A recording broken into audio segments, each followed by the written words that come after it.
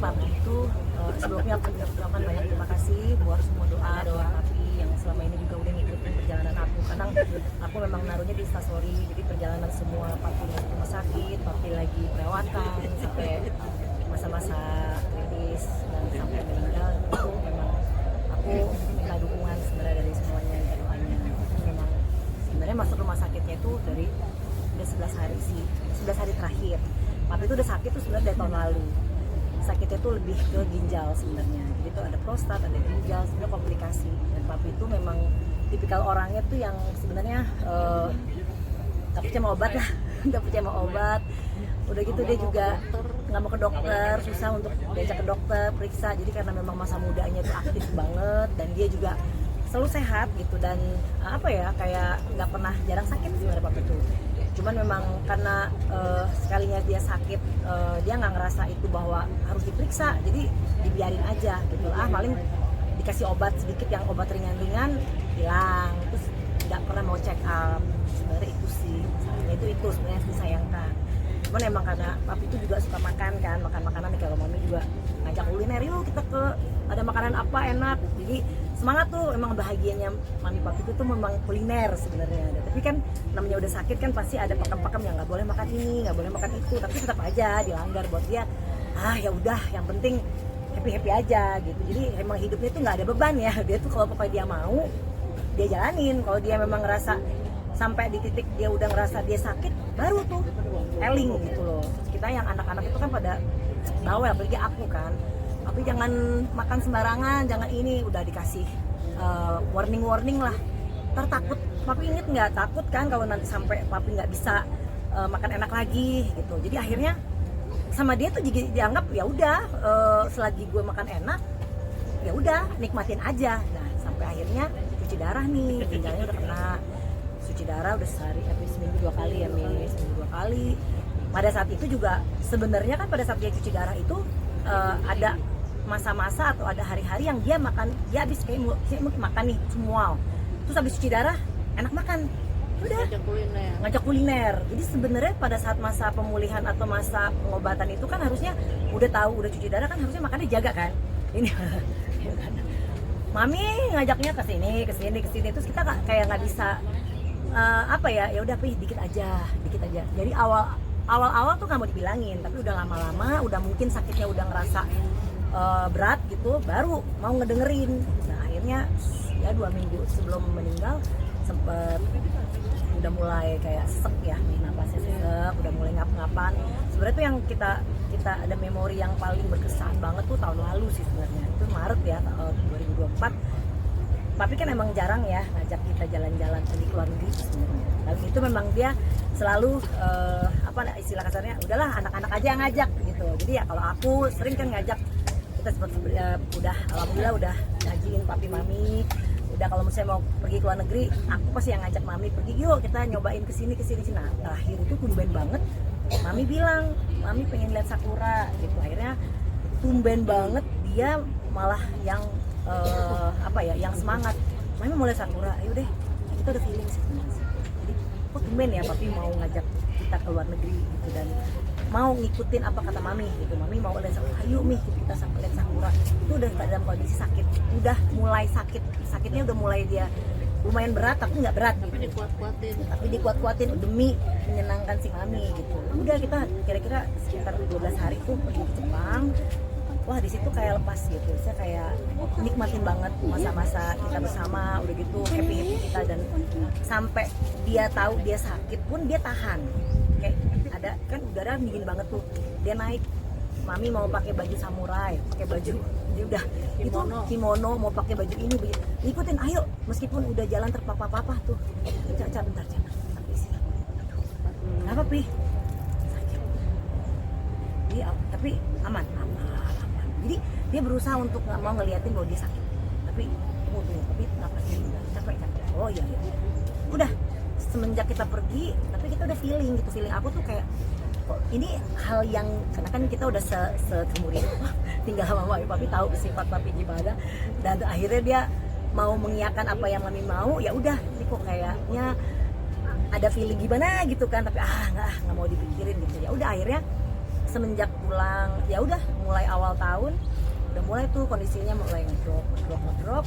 Ya paling ngedropnya itu sebulan yang lalu gitu. Sebulan yang lalu tuh udah mulai intensif gitu loh, tapi udah mulai masuk rumah sakit. Dan emang dia itu tipikalnya orangnya nggak mau dirawat, padahal dokter udah bilang, Bu ini udah harus dirawat, kekeh. Pokoknya emang gitu agak keras kepala ya, nggak, papi mau di rumah. Pokoknya nyaman banget kalau di rumah, pokoknya papi nggak mau di rumah sakit, maunya di rumah.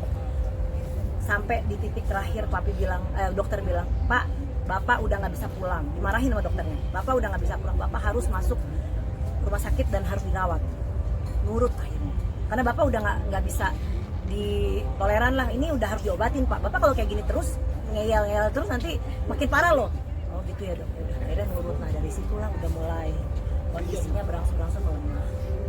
Dan yang alhamdulillahnya aku bersyukurnya apa ya, aku mendampingi papi masa-masa dia apa ya gitu sih ya, dibilang pengalaman spirit apa ya, pengalaman ngebatinnya itu kayak ngerasa dikasih kesempatan ngelihat papi nafas terakhir. Aku ngedampingin sama adikku yang nomor 3 Eri. Itu pada saat kita nih udah feeling, karena papi itu udah dalam kondisi semakin melemah, masuk ke HCU, ruangan khusus intensive care. Itu memang jam besuknya tuh ada khusus, hanya jam 11 sampai jam 12. Dan habis itu nggak boleh ditemenin, terus ada lagi jam 5 sampai jam. Jadi selama dia di ruangan itu ya udah ditinggal, dan itu emang pantauan dokter, dan itu banyak pasiennya di situ. Dia udah mulai bukan halusinasi ya, udah mulai mau marah gitu loh. Papi mau pulang, papi nggak mau di sini. Tolongin Erik, tolong Erik urusin tuh rumah sakit, bayar semua, ajak papi pulang, papi mau tidur.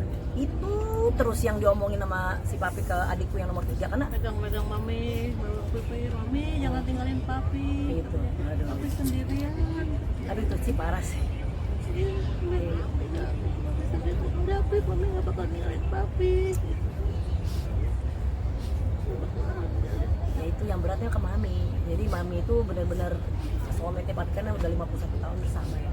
Jadi beratnya itu di mami. Sebenarnya papi tuh sebenarnya udah tahu bahwa dia tahu di umur dia mungkin udah gak panjang, tapi berat ninggalin mami gimana nanti kalau papi nggak ada. Itu terus yang diomong. Jadi kayak gimana sih, mami bilang papi harus sembuh, papi harus sehat, ini nih kita doain papi kok gini. Ya. Nah di 5 hari seminggu sebelum papi meninggal, memang itu bener-bener kayak kayak waktu tuh kayak dari yang dia ngomong lemes sampai nggak sadar sampai meninggal, itu udah kayak cepet banget gitu. Nggak ada prediksi, kita juga kayak nggak feeling masa iya sih papi mau pergi gitu, kayak begitu deh. Kayak aku udah 4 hari sebelum, jadi aku juga ngerasa 4 hari sebelum papi meninggal tuh hari Kamis, Nggak bisa makan, dia nggak mau makan. udah dia nggak mau makan sama sekali, mual, terus diambil cairan dari paru-parunya. Terus dokter bilang yaudah, tetap dokter itu ngasih yang terbaik pengobatannya, meskipun bisa dibilang ya dia juga dokter, namanya dokter nggak mungkin ngasih tahu yang paling itu ya, paling buruk kan. Ya udah yang terbaik ya Bu, pokoknya diobatin yang terbaik, nanti begini, karena diobatin yang ini komplikasinya kesini, diobatin yang ini komplikasi, jadi Udah maju kena dokter bilang begitu. Jadi ya udah, kita intensifnya seperti ini ya Bu. Oke. Terakhir mau pakai sonda kan gitu ya. Pakai apa? Iya, yang makan dari hidung. Gitu ya. Pak, aku sakit ya Pak. Bapak kalau oke, angkat tangan. Papinya angkat tangannya. Tadinya kan nggak bisa diangkat. Papi mau tuh. Tapi sekali lagi Pak. Ini mau Bapak dipasang selang. Angkat tangannya Pak. Diangkat tangannya. Mau berarti. Itu udah dia tahu bahwa emang nggak ada, itu sampai bener-bener udah nyerah baru papi ya udah deh, ya udah pasrah. Dan akhirnya ya udah di hari-hari yang terakhir itu yang gilanya lagi, aku sama keluarga udah kumpul nih. Itu hari Sabtu udah kumpul karena tahu kondisi papi udah makin lama makin melemah. Papi minta pulang, tapi kita nggak beraniin pulangin dia karena permintaan papi tetap mau pulang ke rumah. Kondisi itu kan potongan obat sama mesin kan, jadi kondisi papinya udah nggak mungkin normal, tapi karena dia pakai obat dan topangan mesin, tensinya jadi gimana sih, naik turun gitu. Terus sampai susternya bilang gini, Pak, ini Bu, ini udah harus masuk ICU. Itu kita berat karena aku bilang gimana nih kalau masuk ICU harus dipakai ventilator. Tapi bagaimana balik lagi sama pihak keluarga. Jadi keluarga yang memutuskan kalau masuk ICU adalah dia harus maksudnya lagi itu udah papi udah nggak mau kan kayak gitu. Akhirnya kita bilang udah Masih dibolong-bolong kan. bolong-bolong. Itu permintaan papi yang terakhir adalah papi mau dipindahin kamar, nggak mau di HCU, maunya dipindahin kamar biasa biar bisa kumpul sama keluarga. Itu dipindahinnya hari Jumat malam. Itu Jumat malam langsung sama pihak rumah sakit dipindahin ke ruang VIP. Kita semua ngumpul di situ, harus tanda tangan. harus tanda tangan. Bahwa tidak akan menuntut apapun seandainya ada kejadian yang tidak diinginkan. Iya, Nggak usah, iya kita ini maksudnya nggak nuntut lah gitu. Iya. Kita udah setuju. kita udah setuju. Kita ini pasrahkan sama Allah kan, takdir semua Allah yang menentukan. Kan dia udah dari awal tuh udah minta pulang, nggak mau di rumah sakit ini, mau dicopotin semuanya nih, Nggak mau di apa kayak pacu picu Iya, jantung picu jantung apa nggak mau. gitu. Udah ya udah kita pasrah aja. Akhirnya kita balikin ke kamar VIP biasa. Akhirnya kita kumpul di situ. Nah Sabtu itu aku udah buka kamar tuh, udah sampai buka kamar deket hotel, buka kamar hotel deket rumah sakit. Yang cowok-cowok nginep di rumah sakit ya, kita cewek-cewek ajak mami kan nginep di hotel. Ya biar kalau ada apa-apa biar deket gitu. Nah itu malam minggu jam 4:30 subuh, adikku yang cowok udah ngasih kabar tuh bahwa tensinya papi di bawah 30. Udah sebenarnya tuh udah tahap udah nggak sadar kan. Ditopang obat lagi, naik lagi. Udah stabil, katanya stabil. Kita datang. Terus pada datang nih jam 12 tuh makan siang tuh balik lagi kumpul semua di ruangan. Terus mau oposan kan gitu, yang aja kan nggak tidur, kalau nungguin kan nggak tidur gitu. Udah Kiki yang paling botot, udah Kiki pulang dulu mau ambil baju, nanti malam Kiki jagain papi. Mami istirahat tuh kan dari pagi tuh udah di sana. Mami pulang dulu, istirahat dulu, nanti balik lagi ke sini sore apa gimana. Oh iya udah. Jadi adikku yang nomor 2 yang Pipit, adikku nomor 4 sama Mami pulang. Aku sama yang Erik nomor 3 itu stay di situ. Nah, itu kayak di situ deh. Itu terlihat komunikasi, itu kayak ada ikatan batinnya gitu. Jadi papi kan pegangan tangan begini nih. Erik yang kanan, aku kiri. Itu belum dipegang, kenceng terus lepas. Terus kita bisikin kan, papi mau pulang. Kayak, itu kita kayak ngomong sama dia kayak ngerti gitu loh. Kayak Udah alisnya gitu. kalau nggak harus diginiin gitu, kayak ngerut-ngerut gitu kan. Bacain apa. Terus kita nostalgia lah biasa. Papi inget nggak masa-masa inilah kecil kita? Iya, papi itu ketawa-ketawa. Set begini lagi, lepasin lagi. Ini kayak Cak kata kan Bang Edi, Cak, papi itu respon udah. Nah, itu jam 3 sore. Itu ada aku udah videonya. Jam 3 sore. Setelah jam 3 sore 5:30 teman-teman yang dia kan motor besar kan. Dia kan emang punya perkumpulan motor besar. Akhirnya BBC ya. Orang-orang teman-teman MBC teman-temannya dia pada datang. Ada sekitar 7 orang ngumpul di situ. Nah, dia udah mulai sadar nggak sadar, jadi antara sadar nggak tuh jadi, nah nafasnya udah ngap gitu. Terus aku bilang kok makin ini ya. Akhirnya temannya papi bilang, Cak, ini papi kayaknya harus ya intinya dia udah siap kan kelas 17 gitu udah kita ngasih yang terbaik ya om gitu ngobrol sama temannya papi kan, teman papi pulang jam 7. Nah itu suster, terus kita angkat papi tuh udah biasanya kan kalau diangkat dia ada gerakan kayak nahan diri gitu. Ini udah ngikutin aja, udah glek. Itu udah curiga. Panggil susternya panggil, semua dicek.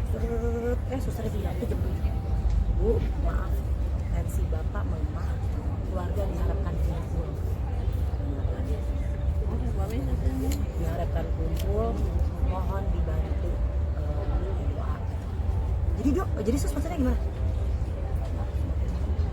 Ya suster juga mau ngomong juga gimana keadaannya begitu. Sudah mami mau semua, jadi yang 3 keluargaku yang tadi pulang buru-buru balik, yang satu di Cinere, yang satu di mana, buru-buru balik. Gimana caranya bisa nemu tuh. Nah tapi yang antara dari jam 7 sampai jam 8:30, jam 8 itu udah hampir jam 8 mulai udah melemah. 1 jam sebelum Abi meninggal itu kita berdua sama Erik yang ngedamping, ngebacain apa. Nah bener-bener nungguin mami.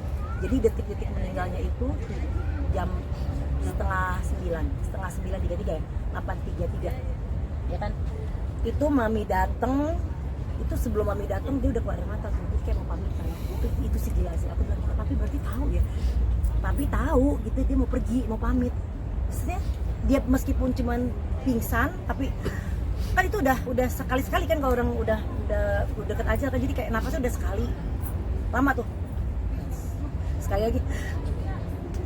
Nah itu keluar air mata, itu aku teriak, papi berarti respon, papi tahu dong. Udah mami datang, mami teriak papi. Terus aku ngupin mami, nih biar papi jangan beban. Masih hangat ya. Masih hangat. Ini dingin, ini cuman ini hangat. Ih, papi. Pas mami bilang ikhlas, yasinnya habis. Tiga hitungan tuh. Mami ikhlas. Yasinnya habis tuh. Terus sekali lagi. Ya Allah. Wah, itu adikku yang telat datang tuh hampir nggak percaya. Dipikirin papi udah nggak ada. Hah? Papi udah nggak ada. Udah pecah di sini. Yang gilanya tuh, berarti aku itu dibacain ya berdua sama Erik itu. Ya, kita tinggal bertiga ya Mi, sama Unik ya, sama istrinya Erik. Udah yang gue bacain kreasi udah nggak tahu deh apa yang aku ucapin, doa tuh udah sampai yang penting didampingin sampai akhir. Itu sih karena aku ngeliat itu jadi kayak nyesek banget gitu, kasarnya gitu kayak apa ya. Iya, pas mami bilang ikhlas bener-bener 3 hitungan hilang. Maaf Bu, bener nungguin mami loh ini, cuma nunggu mami doang, hitungan 3 detik ya kan Mi? Masih hangat, masih ada respon pegang, melemah. Pokoknya intinya ya untuk sosok papiku itu orangnya humoris ya, makanya kita tuh kayak kehilangannya tuh bener-bener kayak kita kan deket ya, anak-anak tuh semua deket. Dan kayaknya kalau aku sih karena pertama kan yang paling sering komen ya papi sama aku dia mau Cica tuh si Lisa Cica begini gini, jadi kayaknya apa ya kehilangannya tuh kayak apa ya, karena emang dari kecil deket banget gitu ya.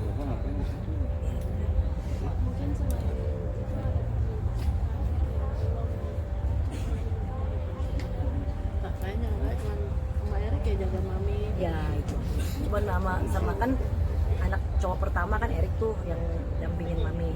Kita kan terakhir itu yang aku bilang kita berdua itu, cuman dia bilangnya cuma jagain mami, ya itu kita juga selalu bilang papi.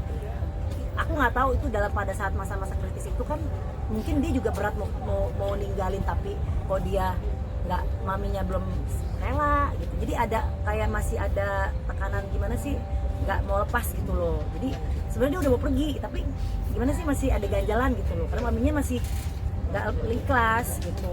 Setelah mami bilang mami ikhlas, itu bener-bener hilang, udah langsung. Tapi yang keluar air mata sih aku ya sih. Jadi aku percaya bahwa papi tuh denger, tahu itu situasi itu, dia tahu dia mau pergi, dia tahu, dia pamit kayak pamit lalu itu sih. Tapi nangis, Bisa ngomong. nggak bisa ngomong.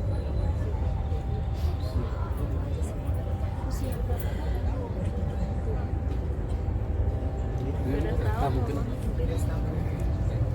mungkin yang terakhir, bagaimana sih peran papi selama ini dalam Tapi itu miskomen. Komentarnya selalu tepat, feelingnya selalu tepat, dan papi ngerasa, kita ngerasa kalau papi itu orangnya selalu care ya. Maksudnya dia komentator banget gitu loh.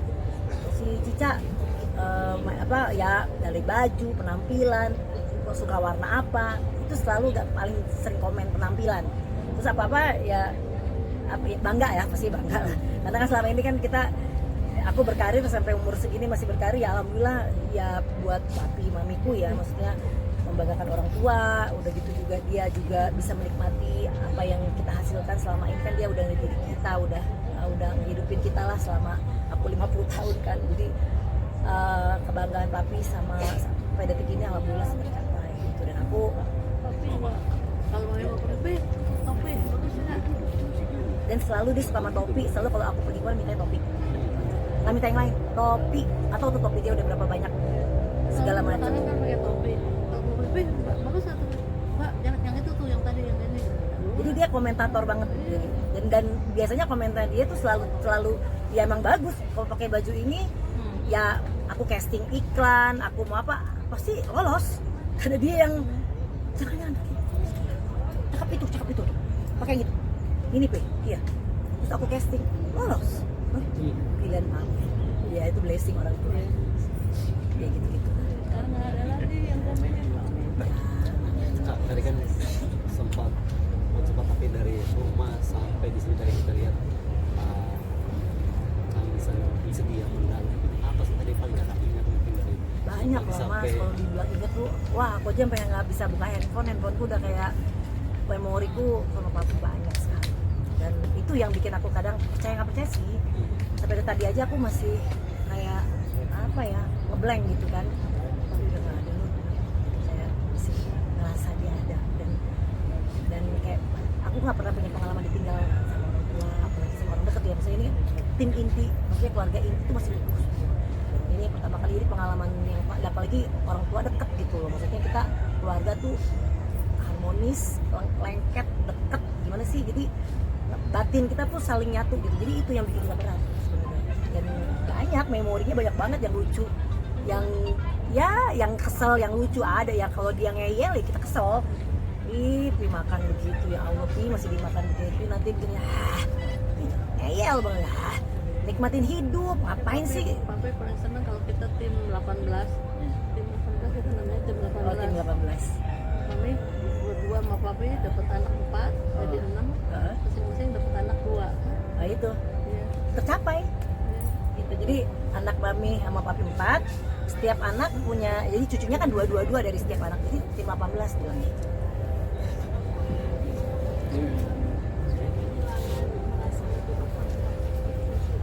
Oh iya dong, pasti. Yo, itu aku bawel. Makanya aku bilang mami jangan tersinggung kalau mami kalau dia bawel ya, karena balik lagi kan kita nggak mau dong sampai mami sakit kayak papi.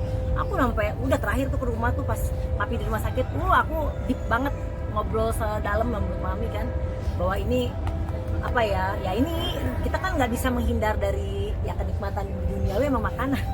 Tapi kan kalau udah sakit pasti kan ada pantangan-pantangan. Jadi aku ya harus jagain mami, dan yang sekarang tugas aku sebagai anak-anak dan lain juga pasti buat mami, untuk jagain mami, nyenengin mami, dan bikin mami jadi happy. Artinya mami kehilangan papi tuh mami yang merasa sendirian. Anak-anak udah sibuk dengan keluarganya masing-masing, dengan kehidupan masing-masing. Jadi mami di rumah sama mbak Ini doang. sama siapa gitu loh. Mami jangan khawatir, ada di kita semua. Jadi ya tugasnya kita sekarang ya udah jaga mami dan ngedoain papi terus. Oke. Dah. Terima kasih.